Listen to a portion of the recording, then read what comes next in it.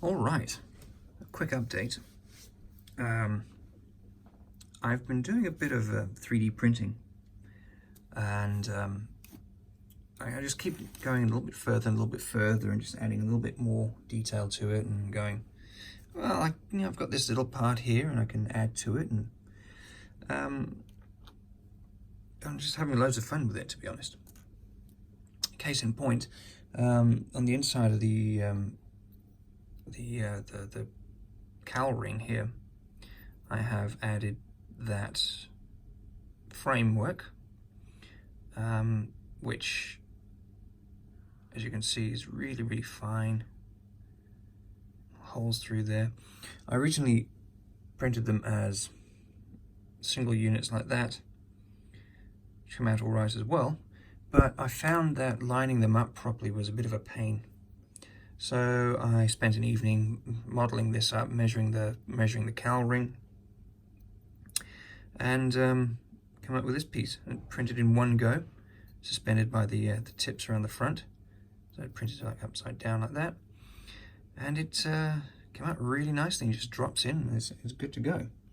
I haven't tested it with the Tamiya engine because I'm using Quick Boost resin one, but these are all equidistant, and it kind of shows up the little errors on the alignment of the engine itself. So if I'm to drop that in like this,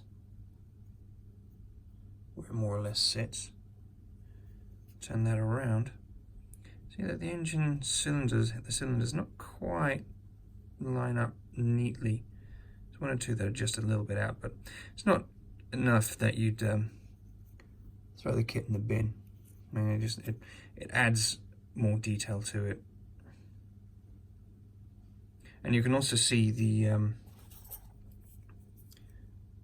ignition ring there, which is the second version of this I did. The first one being not quite big enough, as I screwed up the alignment. See, this is the new one. I've got another one, the previous one here, sitting right next to it. I screwed up the spacing on the ignition ports, as it were. There's two. I think there's too many on this one. Either way, the distance between these points just didn't line up with the cylinders. So I remodeled it, sitting there, and again the other night with the with the reference in front of me, just overlaying it on top of that. Another component I've done, if you've been following it on Facebook, are these little fellas here. I may have mentioned this previously. It's been a bit of a long day. Yeah, so adding these, it's all very nice. It's all coming together nicely. And there's some extra other little bits and pieces I'm adding to the engine as well. Obviously there's the wiring loom, the harness that goes in there, which I'm making out of 0.2mm lead wire, and then used some 0.3 styrene to add these tubes at the top of the cylinder heads, which were missing. I trimmed down that edge there so it sits further forward into in the cowling, so it matches up with the rings, with the braces in there. Because for those that don't know, that these braces hold the cowl ring onto the aircraft by bolting onto the cylinder heads. And then finally, this here is a test, the first test of the Brewster bomb rack, which came out quite nicely. There are some little issues with it, mainly with, let's see if we can zoom in. See vague texture on there. Now if I hold it parallel like this, so it was on the build plate like this. Look very closely at these holes here and those bolts there and here. You can probably see it on these as well slightly. See on the other side as well. Yeah, on those there. I used anti-aliasing on the print, which helps smooth out curves. But what it also does on a very small scale is it adds pixels to the left and the right of certain things. So what it does, it sort of softens the detail. Now on a part with details this small, what that means is that it sort of stretches the detail, makes it look, in the case when you hold it in the correct orientation, it looks sort of smeared.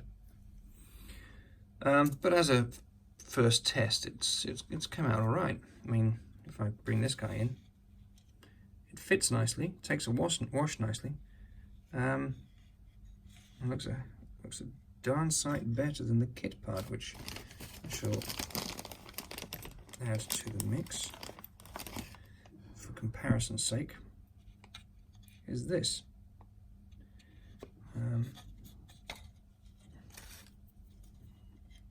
So the detail on the kit part is pretty soft. Sort of like, it'll do. I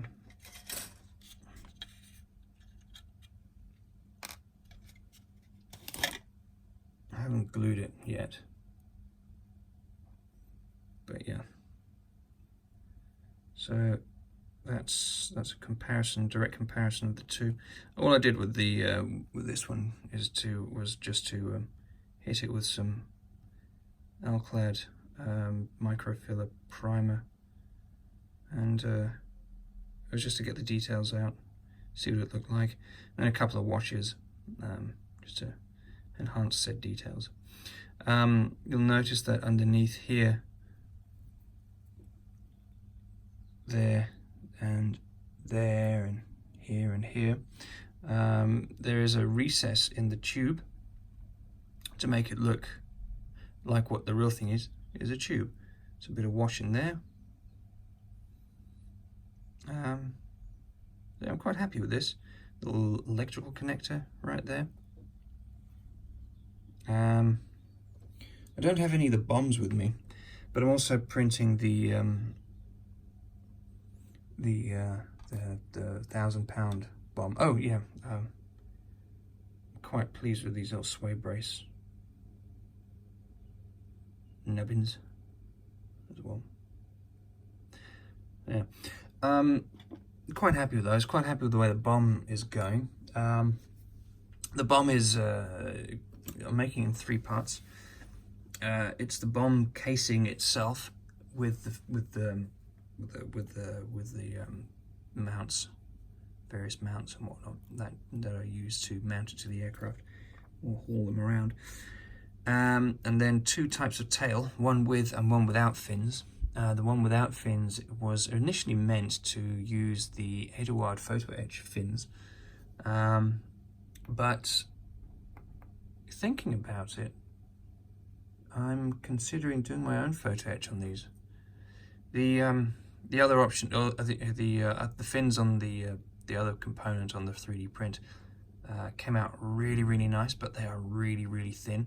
And the issue with this stuff, this resin, is if it over cures or if it's sat for a while, stresses inside the resin from the way it was printed will cause it to go all warped. That's not something I'm really looking forward to. So I'm going to see how these pan out, see how they work, and then take it from there. Regardless, I'm going to look into photo etching my own components anyway, because that can save me a few pennies here and there. Mostly on things like, well, anything really. We'll see where it goes. But the first thing I'm going to do with them, with it as a test, is the tail fins on these 1,000-pound bombs, because they seem like a fairly simple enough component to start etching. So yeah, that's the update at the moment.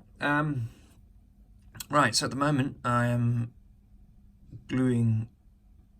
Ugh, that looks messy in there. I think before I decide to paint this, I'll chuck it in my ultrasonic cleaner just to get the worst of the dirt out. Is I'm adding the 0.2mm lead to that. It's not a very exciting process. All it is I take a length of lead, cut it, glue the tips together, let that set, and then glue them to the ring. You know what? I may as well demonstrate one while I'm here. So if I can get around my camera. Right, where was it? Oh, yes, okay. I am going to add some ignition wires to one of these just to show you how I do it. If I can find, there it is. Here we go.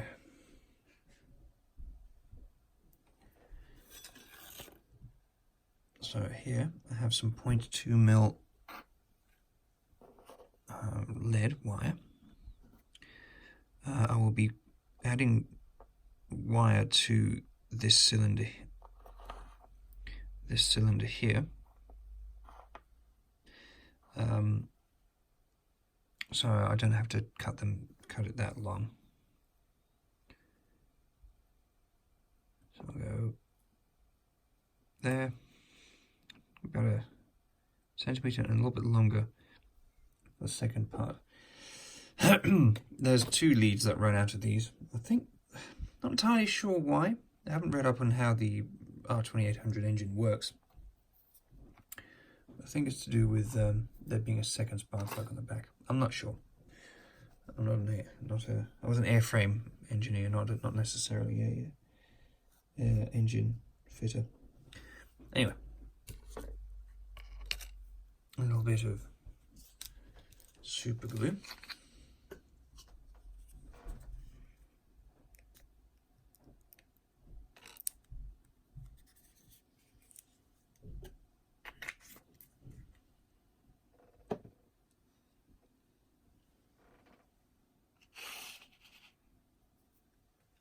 This is very tricky because my phone is obscuring pretty much everything I can see.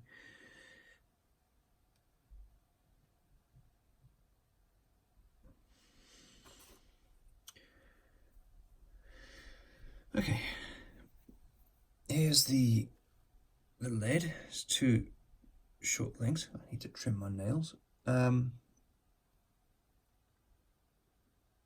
going to hold them together.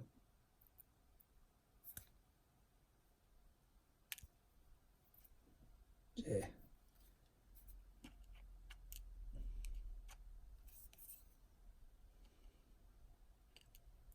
Told you that was tricky.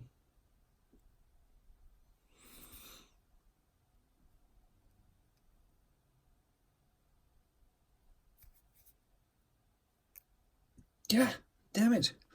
So I keep dropping these damn things.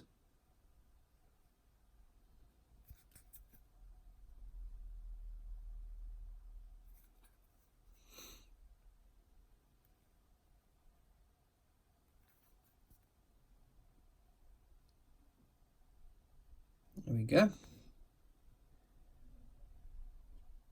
Put them together a bit. And then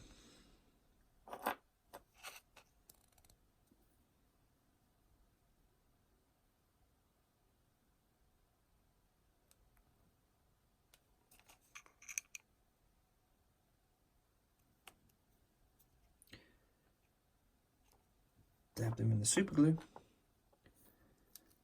And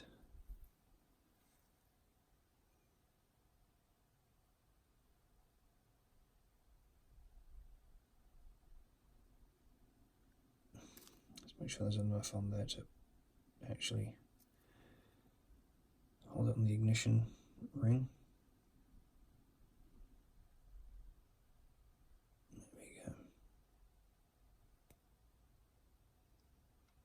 A happy little accident is as I pinch those together, it sort of looks like the connector that runs across. So what I'll do is I'll grab a little bit of styrene here, scrap.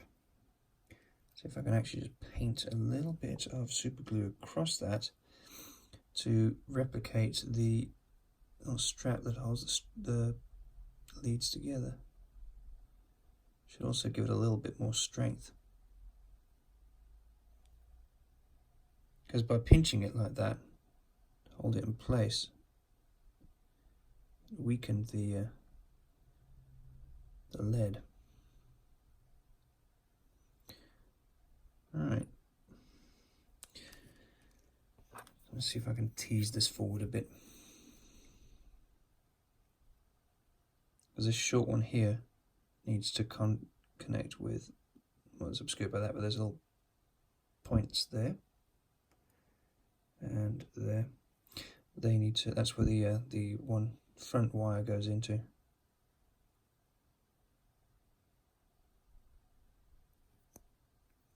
Pull this forward.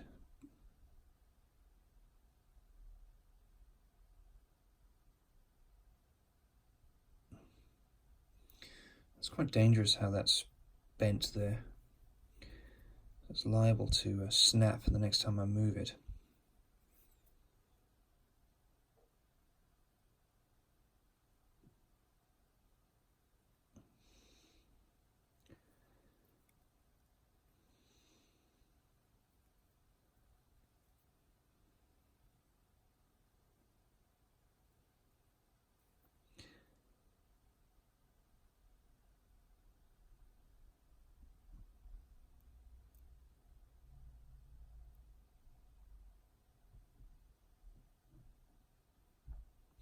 What I'll do is just trim this one, the short one at the front.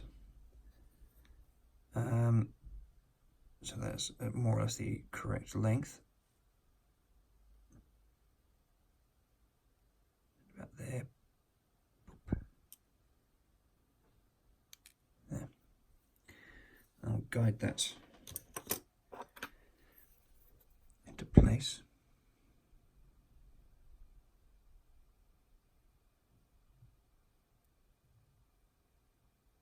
Almost like manipulating single hairs.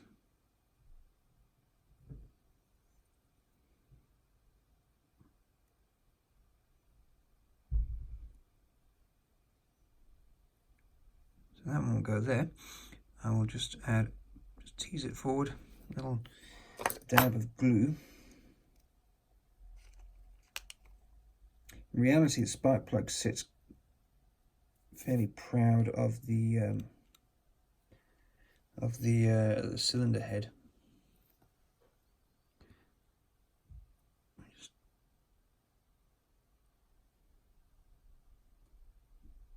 try and get that in there and keep it in frame. I think I'd learned from the last time. Ah, crud.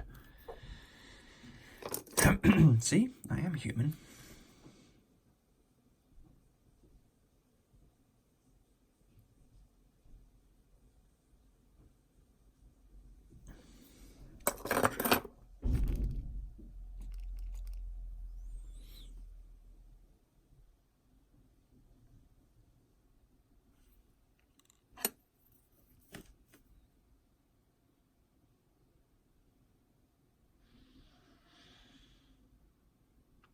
There we go.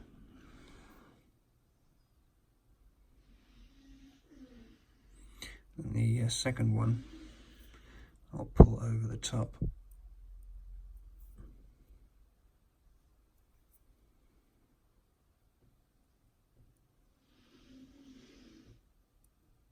It should go into a plate at the back here. I don't have that. So therefore it is going to go there. I will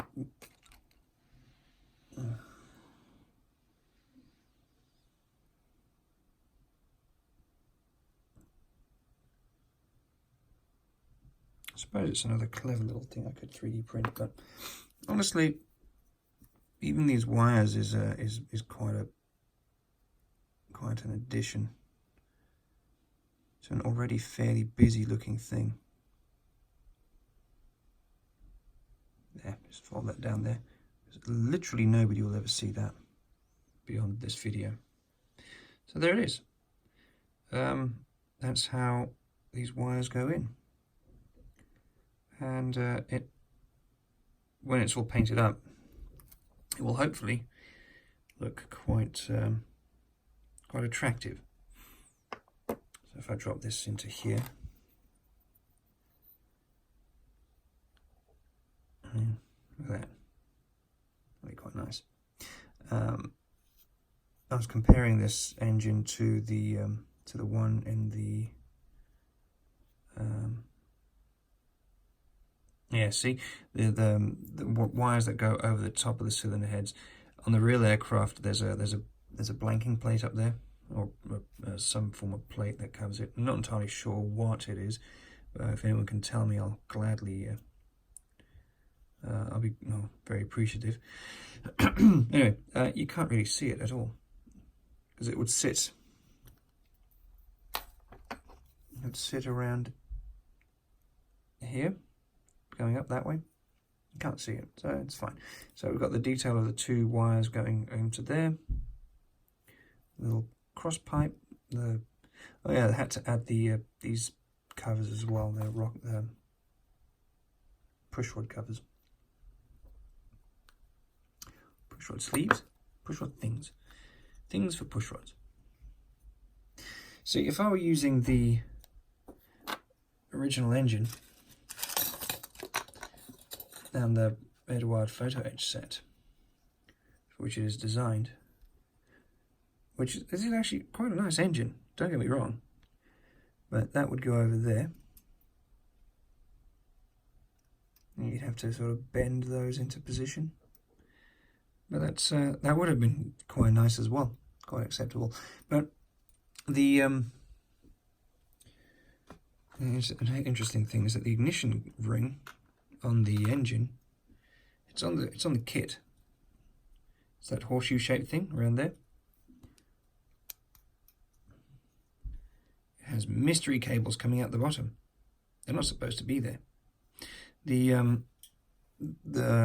It's also upside down, for that matter. Is it? No, it's about... No? I think it is. Let's compare these two. Oops, my bad. No, it's correct. It's correct. If you look at the ignition rings and the ignition cables on the real one, this cylinder and the one either side of it, they're fed from the last two ports on the ring. So it'll be this port and this port. I think there's two go from here to that one, then one from there to there, then one from there to there, and then another two that way. I'll have to have a look. But yeah, that's how those are sort of arranged on the real thing.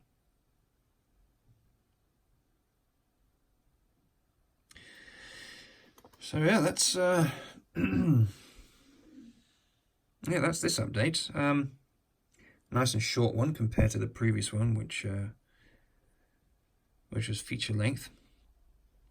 So yeah, in the meantime, I'm going to add all these wires and then fiddle some more with the photo etch, or at least with the ordnance. See if I can get that nailed down, and then take it from there, and we'll see what happens next. But I think we're getting pretty close to painting this thing. Anyway, thanks for watching. Tune in next time for more, hopefully, interesting stuff. I can't promise anything.